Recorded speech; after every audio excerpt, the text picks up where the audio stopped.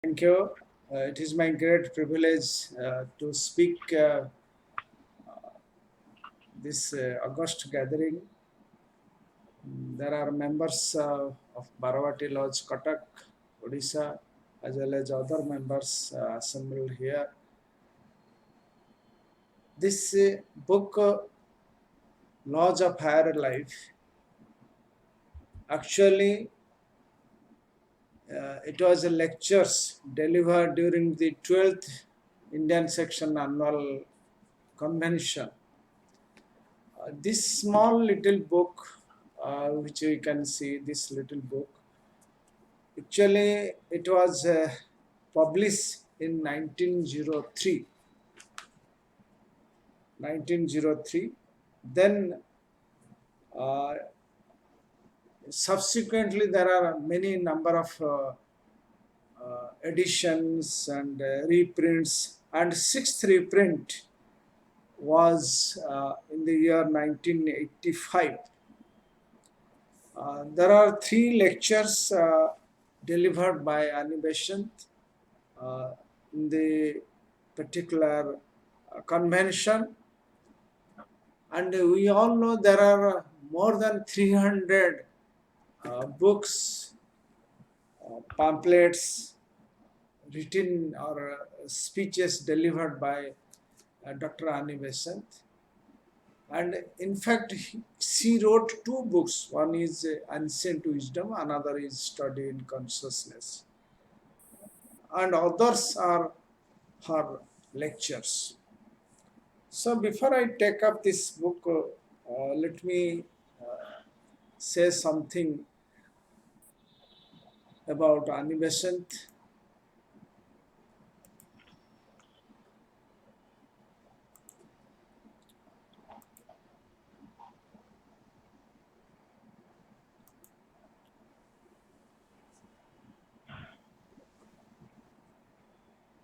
This book of Laws of Higher Life, as I told you, there are three inspiring and illuminating lectures. As an occultist and teacher, she inspired thousands of men and women all over the world in their spiritual life, unfoldment of spiritual life. So, a contribution of Annie Besant is inimaginable, great. So, today we are going to study together a subject of vital importance to the thoughtful. Kindly see the wordings: to the thoughtful, to the earnest, to those who desire to serve humanity, to those who wish to help the race forward in its evolution. So, as you know, this we are in the fifth root race. So, those who are thoughtful, earnest student of theosophy, those who desire to serve the humanity, to those who wish to help the race forward. So, for those student of theosophy, this book is meant for, and we will study together. The first part consisting of larger consciousness, law and consciousness. Second part, law of duty. Third part is law of sacrifice.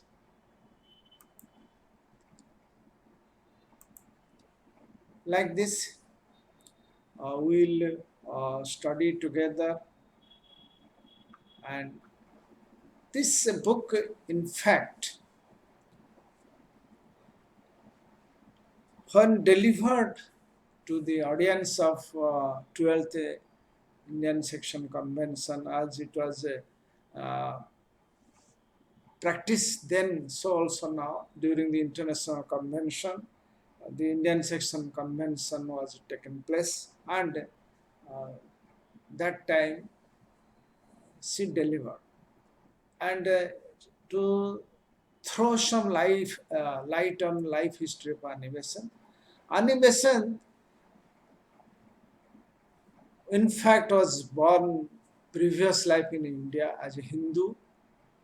She was granddaughter of one of our inner founders, and Just after 3 years of her passing to the other world, she was again reborn, taken reincarnation in England. And initially,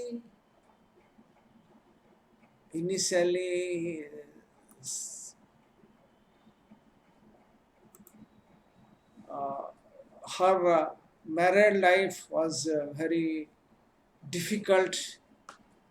Difficulties she was continuing. Then one day, she uh, tried to commit suicide, and while taking poison, the inner founder, the Mahatmas, then reminded her with a very high power sound that the you are going to serve the humanity, and slight difficulties in your life you cannot bear it.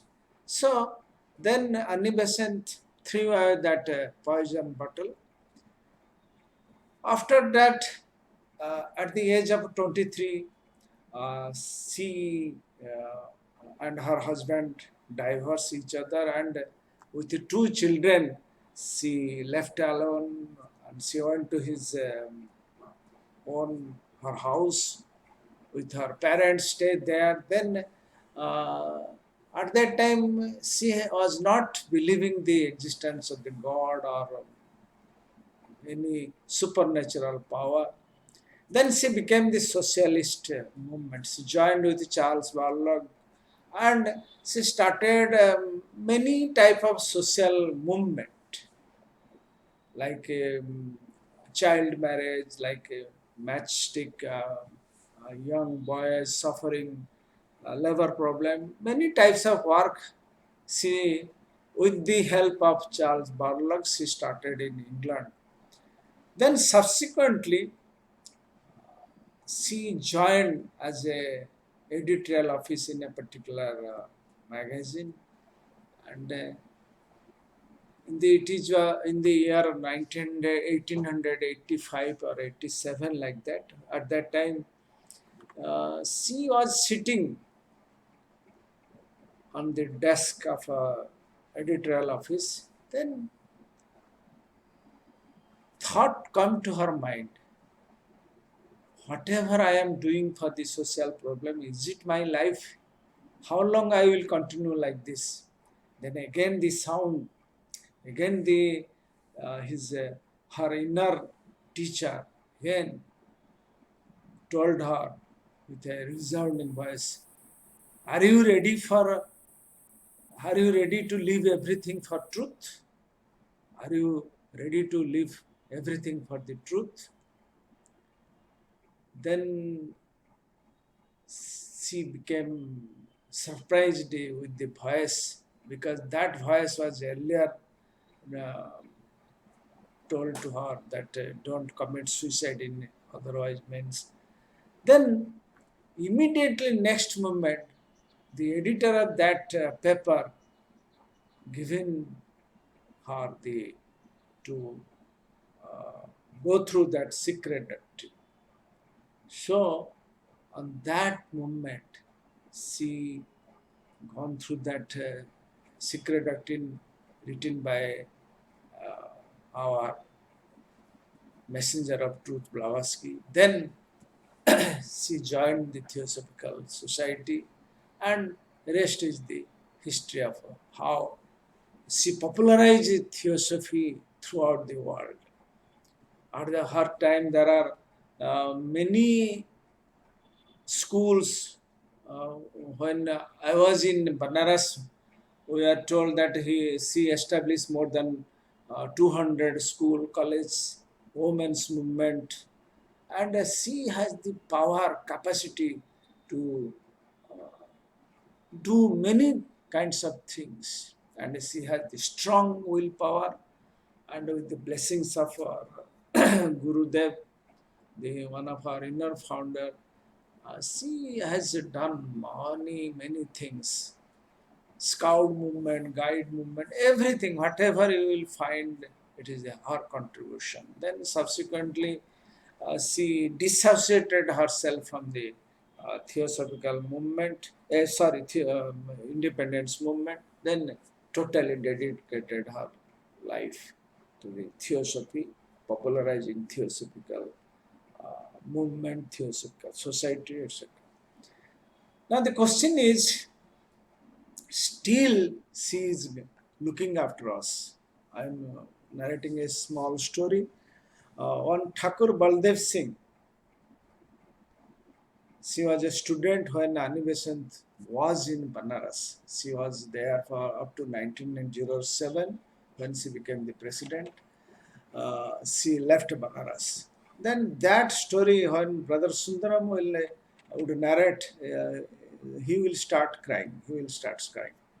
Now, the story is like that when that little child, Baldev Singh Thakur, became a senior person, very promising musical, some works he has been doing. So he lost that book. Probably he was not aware of that book where he kept. Then somebody told her to write some comment on the book. So Thakur Baldev Singh, uh, he searched that book and he did not find it because he remembered that Ani Besant, when she was in Banaras, she has given that book when Baldev Singh Thakur was student of Central Hindu College. So he searched every parts of the world. Even he wrote a letter to the publisher, and publisher, when received the letter, publisher was dead. Her wife told him in a reply that I have only one copy of that book. I will not give it, and you sorry.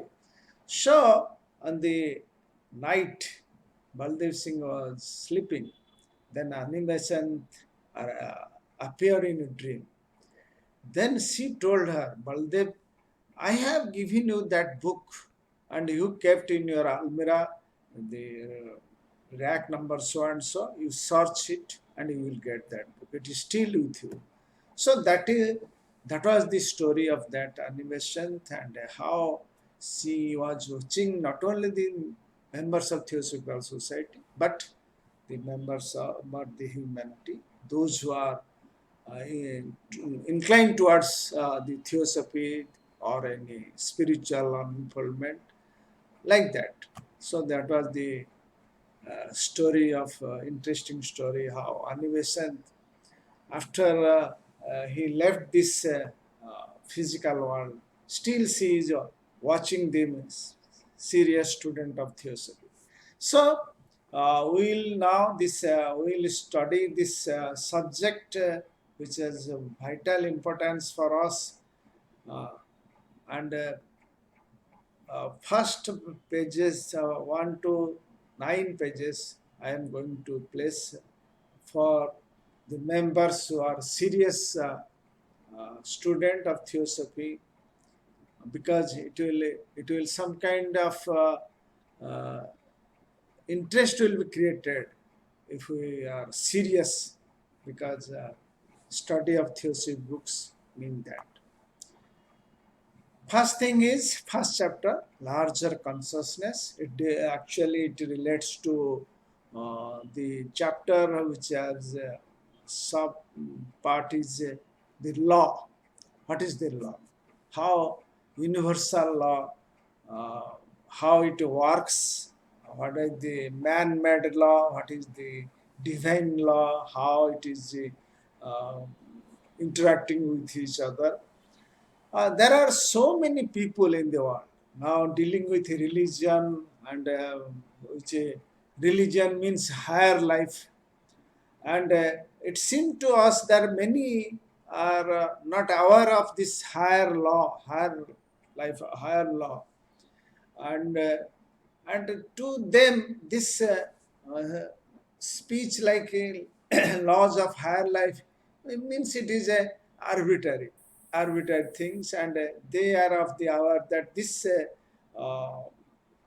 laws of higher life is nowhere related to religion. It is they are arbitrary, whim, and strange thing which they are going on in their works, whether it is a religion of Hinduism, Christianity, or whatever name we can give to it. This idea for them, this idea of spirituality is not subject to any law. This so-called religious peoples of the opinion that this spiritualism is not subject to any law. It is not any way related to it. So there is no relation between spiritual law, divine law with this physical world. But animation clearly says that the physical plane, whatever law we have, it is also related with the natural law also. So, what we are observing in our mundane world, in this world, there are many many types of uh, things happening in and around. We have a flood, we have a tsunami, somewhere natural calamities are coming up, sudden eruption of natural forces, some tremendous explosion in different types of going on in the throughout world.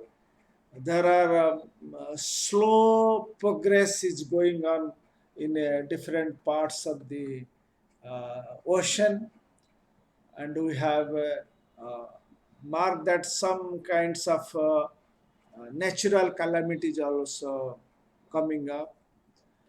In my last visit to Assam, with me, my brothers and sisters are there. The once a rainy place, highest rainfall place, Cherrapunji, now becoming no rainwater is there.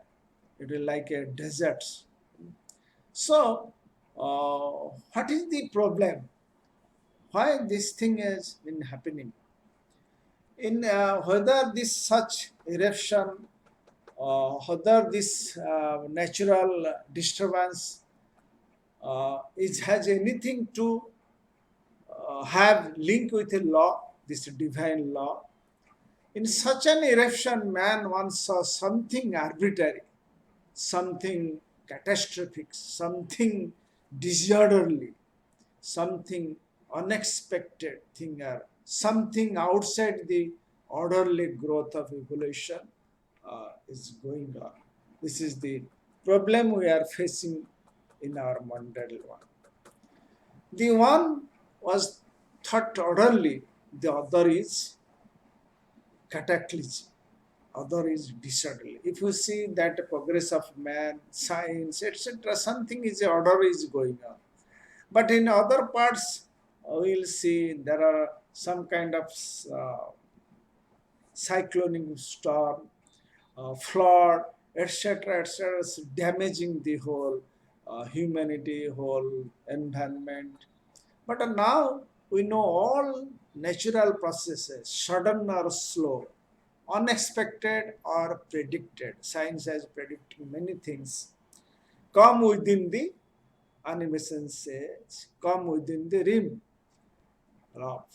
of law, and are utterly orderly in their happenings. The sudden eruption of forces of the spiritual rim. You see, we have one side, she described the happenings in the physical world. So also in spiritual worlds, there are many progresses going on. In our childhood days, there was no education or much education for the girls students. Now you see there are many young girls taking up many things which was in our young days it was not possible on their part to think of that profession. So the progress actually going on in the spiritual level. So you will see this spiritual changes in a man also taking place. I have a very beautiful story of how Ratnakar became Valmiki. because in a few days his spiritual unfoldment taken place. And while I was in my legal profession, very close to person, close was very close to me in some way or other. She became very dangerous person of the society, committing murder, etc., etc. Then he was imprisoned for 10 or 15 years. Then so much spiritual work he has done in a while in the imprisonment. Then he was released early. And all of a sudden, I marked after 10 years, and he was a changed person. He became the sannyasi, and the whatever he committed at the young early age, now he is a changed person. That is the spiritual unfoldment, spiritual development of a particular individual. We will find many such kinds of examples, stories in different parts of the world. So for us, animation says, law is supreme. Uh, so here also nothing is disorderly. Nothing is disorderly, uh, but for many we are not able to understand how law is working. So it is to our mind, this thing is happening and that thing is happening. So that was not possible at this spiritual world. Then we will see that uh, when we are beginning to realize that in the spiritual field, as in the physical world, there is a law, there is a divine law, and that law is also working. uh, that supreme life or law is always active, orderly in its working. No thing, no thing is disorder as per the supreme law is concerned. So everything is going on orderly manner. So the next point is the larger consciousness, that which works in the uh, brain, for our brain also in our nervous system. This consciousness is uh, available everywhere. So let us think of my consciousness. I am consciousness. I am conscious of my own body, my thoughts, my feelings. Now I am delivering speech. Just think of your consciousness. You are listening, or your mind is a different angle or different places. Your feeling is that this, like that. So the consciousness in a limited scale varies from person to person, individual to individual, because you have a limited consciousness. Whereas the Mahatmas, the inner founders, their consciousness is universal consciousness. Their consciousness, they are observing what is happening in the world. And the world king of the earth, Sanat Kumar, his consciousness we cannot describe. So also the consciousness of solar logos, Surya Narayana. So that is the consciousness. So in side by side, we think of the consciousness of animal. They are very limited to the animal consciousness. So consciousness of the uh, plants, minerals, etc. So consciousness, individual, limited scale varies from individual to individual, person to person, entity to entity. Whereas a universal larger consciousness is everywhere, and it is universal consciousness. Those who reach that level, they will be aware of everything. So, how this larger consciousness may begin to unfold, grow by the full recognition of a law of duty. That is the next chapter. And then the third chapter is this law of duty in converted into law of sacrifice. When you will hour of your duty, the time will come, you will sacrifice everything, like solar logos, every moment he is sacrificing everything for the help of the each monad, each atom. So, what is our duty? What is my duty? Whether I will work with the conscious, the divine, according to the divine plan, or what shall we do while reading together what is our. So, just remember that there is this inner law is available for us. This inner laws, when we will be aware, when we will start doing our duty, then this will be converted into law of sacrifice. Now, there are different laws. For man-made law, that is a law of the land and the divine law. Let us have some uh, interaction between these two things. The law of the land is ever changing. It is created by a monarch at that time or the legislative assembly. It changes according to change of the government in at different times, change of the authority, whether it authority is a monarch or autocratic ruler or a people-oriented individual. So law will be prepared according to that.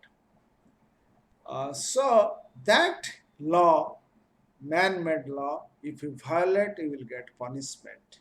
And sometimes you can escape that man-made law, that land law.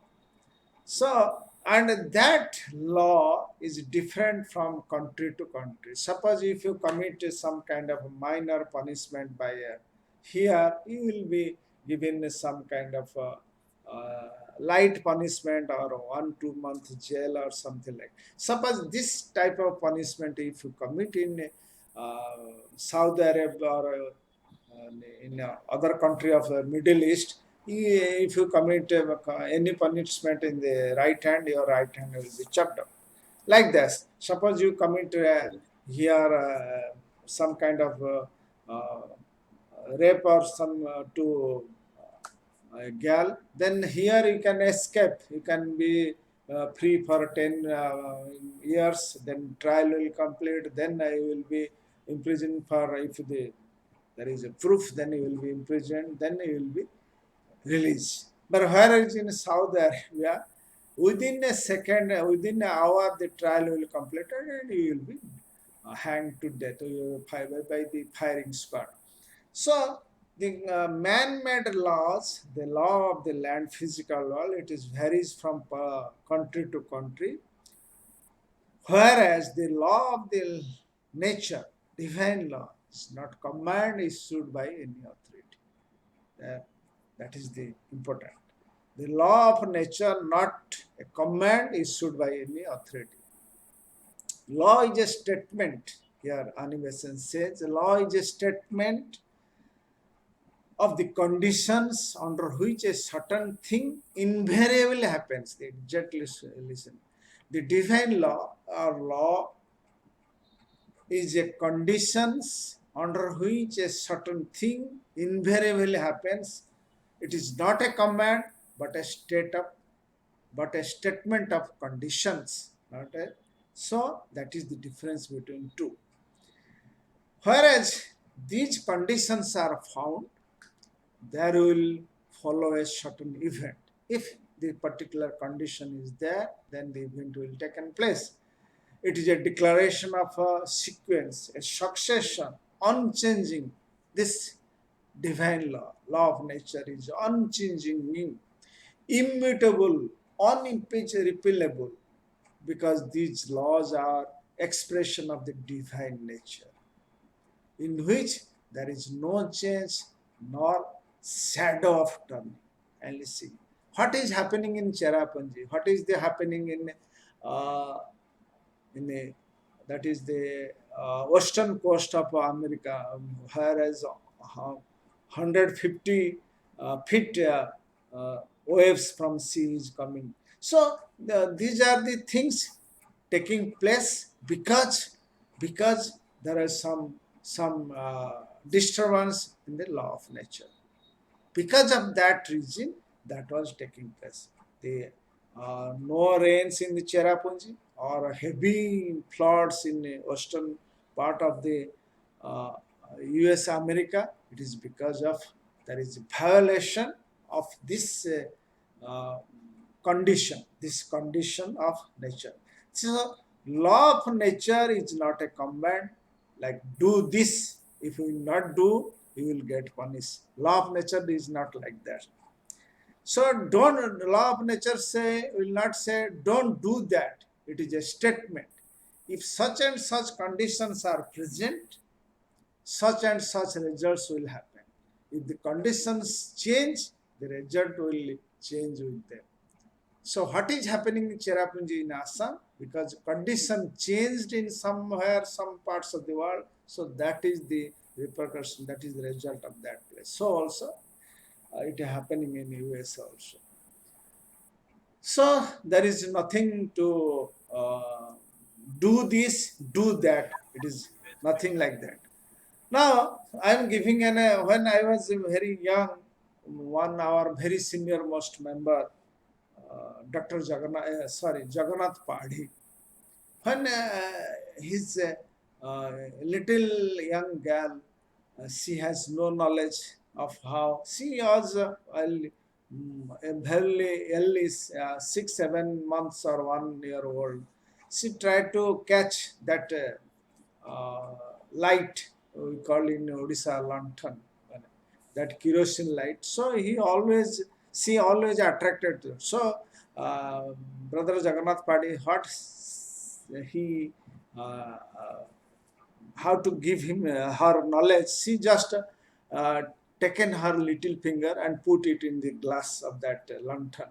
So she, the young girl, realized that it is not touchable. I should not touch it. So immediately knowledge came to her mind, and then she never attempted again to touch that lantern, that light which is burning with kerosene. So like that, because we are suffering, because of due to lack of knowledge. So for us, there is no arbitrary penalty attached to the law of nature, whether it is tsunami, whether it is flood, whether it is something happening in the western part of the India, whatever is happening, there is nobody responsible except we the people. So there is no arbitrary penalty. Nature does not punish. Mahatma in letter number 88 says, nature per se never punish anybody. You have in nature the statement of the condition, the sequence of happenings, and nothing more. Giving such conditions, such and such will follow. Giving such conditions, animation says, such and such thing will follow. The result is an inevitable sequence or succession. Whatever happening in Cherrapunji, whatever there, whatever in the world is happening because of violation of law of nature. It is not an arbitrary infliction or punishment. Kindly see the wordings of Annie Besant. Whatever happening in the world, nobody, no authority outside can save it because it is created by the man, or can help us because this punishment or whatever happened is because of we created it. But the contrast of law of nature and the law of man may be carried for. The law of man may be broken and you can escape. But the law of nature cannot be broken and you cannot escape. Suppose you violate something, North Korea exploded hydrogen bomb in that ocean, so the repercussion will the other parts of the world they feel. So nature laws, no violation of nature knows no violation of her laws. Nature knows. Kindly see the wordings of animals. One sentence it will almost covering the full page in that book. You will see. You may break the law of man. You cannot break the law of nature. The law remains the same, whatever you may do. Whatever you may do, the law of nature will remain the same. You may break yourself in pieces. You may break yourself in pieces against it, but the law will remain unchanged. You may shatter and sever yourself against it, but the law remains firm as a rock. Law will remain firm as a rock, against which the billows break themselves. They are unable to shake it or move it by hair breadth. They can only fall into shatter from its base. Very interesting book. Such is the law of nature. A statement of conditions of invariable, unbreakable happenings. Such is the law of nature. So, what is that? What is important point Annie Besant trying to establish? She says one reality, one law in the universe. There is one reality in the universe that is also under the law, and one law in the universe, whether it is applicable to cosmic logos or Narayana, Narayana we are always speaking, or to solar logos, Surya Narayana, uh, and the individual person and a speck of dust, galaxy of a solar system, everything is controlled under a particular law. You can work with absolute certainty. There is an there is no arbitrary whims. If you are aware of this law, there is no arbitrary whims. One day this will follow, and the other day you cannot escape. You have to follow it. One own fancy would not change the effect of law. Today I will do one thing, tomorrow I will do another thing. Take for the meditation. Today we will do in 10-minute meditation. Tomorrow, if you have no meditation, then today's effect gone. So like that. So our requirement as a student of Theosophy, as we are working, studying together, thinking together, so we should be aware of this law of nature, that is knowledge of nature. If we are ignorant, we will face that little child of Jagannath Pade. She was suffering because she lacked knowledge. So to get knowledge, Brother Padi put her finger in that lantern. The laws which so long as we are ignorant of them, may toss us from place to place. As we are ignorant of law, natural law, it can put out, it can push there, here, and everything. May break our plans, may frustrate our endeavors, may bring our hopes to ruin, may lay us level with the dust. But those same law which treat us with a while we are ignorant, become our servants, our helpers, our uplifters when knowledge has replaced ignorance. So when we are aware of the divine law, it will help us immeasurable. Nature is conditioned by obedience. You see the Mahatmas, they are living more than 100 years. There are many who are more than 200, 500 years. Because they are obeying the natural law. And among us, there are many who are taking naturopathy. They are not taking many medicines because of naturopathy. So know the law, animation. So know the law, obey it, work with it, and it lifts you up with an infinite strength and carries you to the goal that you desire to reach. So that is the principle of it. Law, which is a danger when not known, Law which is a danger when not known uh, become savior when known and understood. So you see, the physical nature has taught us your our movement more through the years that lie behind us. That is this wonderful fact. You see the lightning bridge, how the electricity developed. Earlier there was no electricity. We developed electricity, scientists, electricity, develop electricity by observing the lightning. Then how electricity helped us, how this system help us, we are communicating with each other. So that is because of we are aware of the nature law.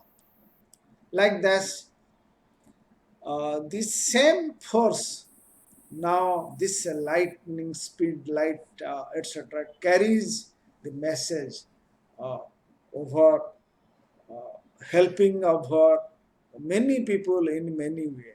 All these discoveries, scientific discoveries, because of this accepting this natural laws. So nature is conquered and her forces are our servants when we learn to work in her ways. So with all other forces above and below. So in every field of universe, visible and invisible, you must know the laws of higher life. I am completing within 5 minutes. So that is the important thing animation has given to us, whether the law is in the above and also in the below, the divine law, law of nature applicable to every individual being. You must know the laws of higher life. If you leave it, know them, they will carry you onward, carry you forward to your goal. That is the point she has given importance. Uh, and if you ignorant of them, your effort will be frustrated. If you ignorant of this divine law, the laws of higher life, which is above, so also below. As above, so below. That is the maxim. So if you be ignorant of this divine law, laws of higher life, you will suffer. You will be frustrated, and all your endeavor will be as though they had not been, as if that divine law, that laws of higher life is not there. So my point is, before actual study will start next week, the larger consciousness. But the point is, we should be aware of the divine law, and this we will work according to the law. Then the law will help us, the nature will help us to carry our work. Thank you.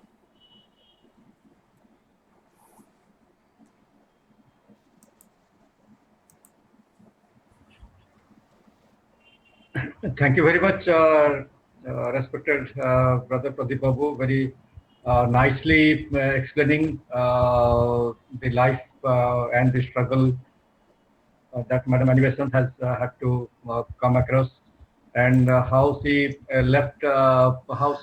dedicated to the cause of Theosophy rather than to the freedom movement, and very nicely explaining the significance of this book, Law of Higher Life, and you made a difference to make us understand about the law of land and the divine law. And the divine law never punishes anybody. We get punished ourselves because we change the environment, and the that we reap its consequences, and we are punished because we change the environment. As you cited the example of Cherrapunji and United States. So thank you very much. We are on behalf of all members. I express my profound gratitude for you could make time and explain the significance of this magnum opus, very beautiful book, that is The Law of Higher Life, written by Annie Besant. Without your explanation, if we go through that book, I think it might have been difficult for us to understand the significance of that book. So thank you again. Thank you very much. We are grateful to you.